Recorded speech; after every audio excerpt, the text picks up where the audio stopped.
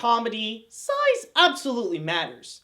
In fact, when you look at many of the great comedic duos, you'll find that many of them have this contrast of one being big and tall and the other one being short, like Tex Avery's George and Jr. or even Chuck Jones' Three Bears.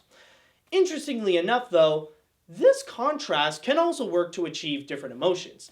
It can be used as a massive threat when you stumble upon a little sister and a big daddy in the BioShock games, or it could even show a sweet spot in something that seems so massive, but would lovably cherish such a little thing.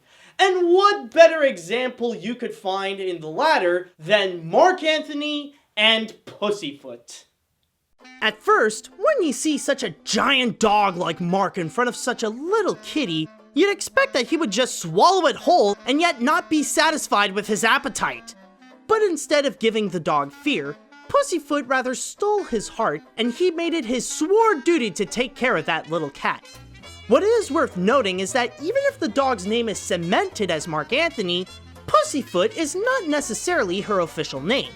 In some of the history books, you would often find that the cat would be referred to as just Kitty or Cleo, to have that Marc Anthony and Cleopatra thing going on. Even before he found the kitten, Marc's first appearance was in the 1951 Chuck Jones cartoon Cheese Chasers, where he was stuck in a confusing situation where the mice, Hubie and Bert, want to be eaten by Claude Cat, and the latter wants to get massacred by Marc. It just don't add up!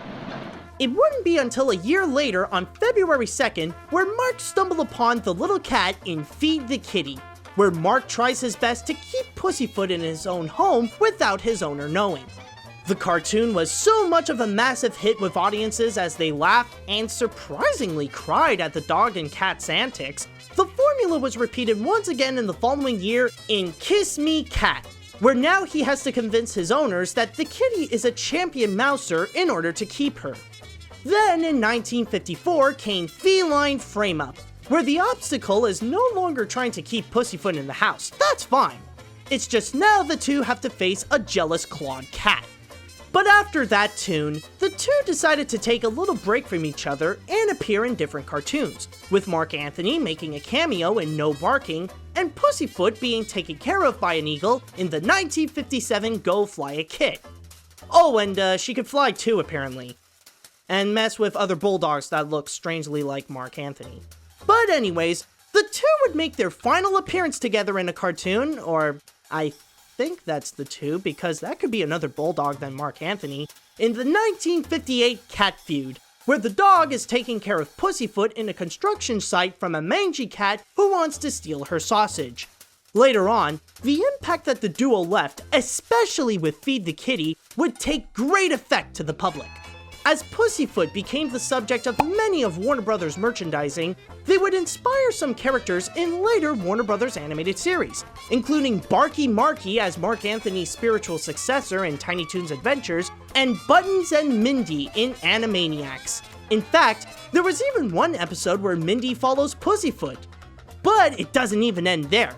The 1952 cartoon would earn the number 36 spot in the book The 50 Greatest Cartoons, and even have an homage in both South Park and in the 2001 Pixar film Monsters, Inc.